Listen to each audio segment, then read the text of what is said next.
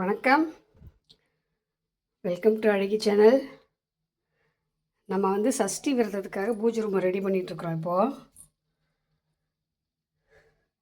இந்த ஃபோட்டோஸ்லாம் நான் தொடச்சிட்டேன். இங்கே மேலே இவங்களையெல்லாம் தொடச்சி பொட்டு வச்சுட்டேன். கெஸ் வாங்குது. இதெல்லாம் தொடச்சி வச்சுருக்கேன். கீழே இருக்கிறதெல்லாம் எடுத்து மேலே வச்சுருக்கேன். கீழே தொடச்சிட்டு அதுக்கப்புறம் அதெல்லாம் ரெடி பண்ணிக்கலாம் அப்படின்ட்டு. இன்னும் கீழே தொடக்கல. இங்கே பாருங்க, ஃபோட்டோஸ்லாம் எடுத்து வச்சுருக்கேன். அதுக்கும் கீழே இங்கே பாருங்க எப்படி இருக்குன்னு. இது ஃபுல்லாக நீட் பண்ணணுங்க. நான் பண்ணிடுவேன் சூப்பராக. இங்கே கையை வச்சாலே எனக்கு டைம் போகிறதே தெரியாது. அதனால் நல்லா நீட்டாக பண்ணிடுவேன். பார்த்தீங்கன்னா இங்கே இங்கே இருந்த பூஜை சாமான்லாம் பாருங்கள், அங்கே கொண்டு வந்து வச்சுருக்கேன் பாருங்கள்.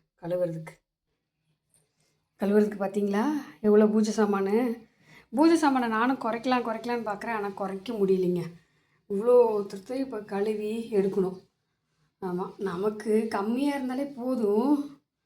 நானும் எவ்வளோ எடுத்து மேலே வச்சுட்டேன். அப்பயும் போகிற பக்கம்லாம் ஒன்று அழகாக இருக்குன்னு வாங்கிட்டு வந்து இங்கே வேறு இவ்வளோ சேர்ந்துருச்சு. இப்போ இது எல்லாத்தையும் நீட்டாக கழுவி கொண்டு போய் அங்கே அழகாக அடிக்கிடணும். சூப்பராக பார்த்தாலே நமக்கு பக்தியில் முருகர் ஓடோடி வந்துடணும். அந்த அளவுக்கு நீட் பண்ணி அடுக்கி வச்சிடணும். இது ஃபுல்லாக விளக்கணுங்க. இப்போ கொஞ்ச நாளைக்கு இல்லை, இப்போ விளக்குனது தான். ஆனால் இதெல்லாம் எண்ணெய் இல்லாத பாத்திரம், இதெல்லாம் கொஞ்சம் சீக்கிரம் கழுவிடலாம். இந்த எண்ணெய் உள்ள விளக்கெல்லாம் மட்டும்தான் கொஞ்சம் டைம் எடுக்கும்.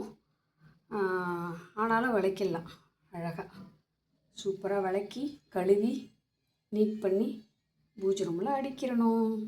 இன்னும் அங்கே பாதி ஜாமான் இருக்குதுங்க. கீழ் ரோலை தாம்பாளத்தட்டெலாம் அங்கே இருக்குது. இன்னும் எடுத்துகிட்டு வரல நான். அதெல்லாம் எடுத்துகிட்டு வந்து ஃபுல்லாக கழுவிடணும் நீட்டாக. இன்னும் அங்கே 3 தாம்பாளத்தட்டு அப்புறம் இன்னும் இருக்குது அங்கே ஜாமானம். பாய். அடுத்த வீடியோவில் சந்திக்கலாம்.